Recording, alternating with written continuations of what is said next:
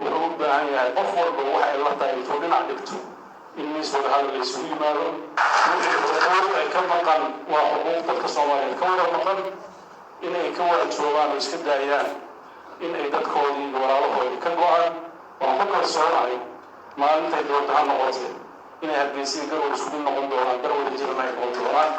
waxaan rajaynaynaa deegaanada Soomaaliland iyo galmudug iyo dariskana waxaan iyaga ugu baaqaynaa nabad annagoo ilaashadeena xuduudaheena dastuuriga ah sharciyada masiiriga ah ee dastuurku uu dhigaya in laga wada tashado in la geliyo wada tashi sax ah oo dhab ah oo ugu horeysa hannaanka siyaasadeed ee dalku aadayo hannaanka amniga loo sugayo hannaanka khayraadka dalka loo qaybsanayo iyo dhammaan sidii dalka loo xasilin lahaa runtii xukuumadda hadda maanta joogta way ka gaabsatay intaas oo dhan wixii heshiis aan ka galnay waan taageersanay wixii aan heshiis laga gelin waa arrin aan ka fiirsanayno oo waqtigeeda markii iska afgarto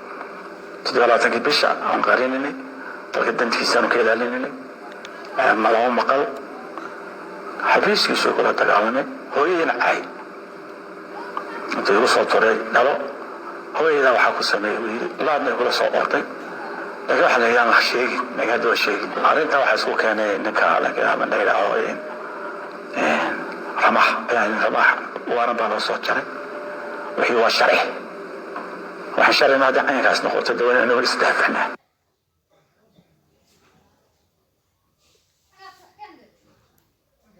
faa'iidooyinka uu keenay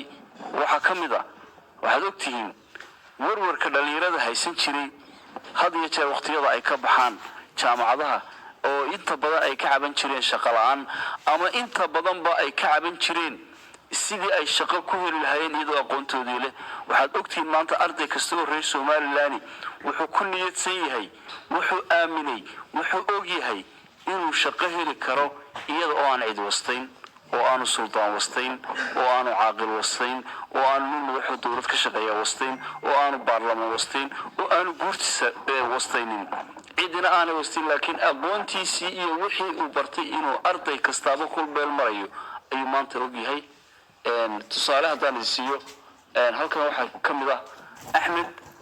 waxa uu ka mid yahay ardayda barnaamijka shaqo qaran galay imtixaanka u galay imtixaankii baasay tababarkii soo qaatay imikana waxa uu shaqaale ka yahay xarunta maamulka gobolka Togdheer halkan buu fadhiyaa cid wastaysay oo aan aqoontiisa ahayn ma jirto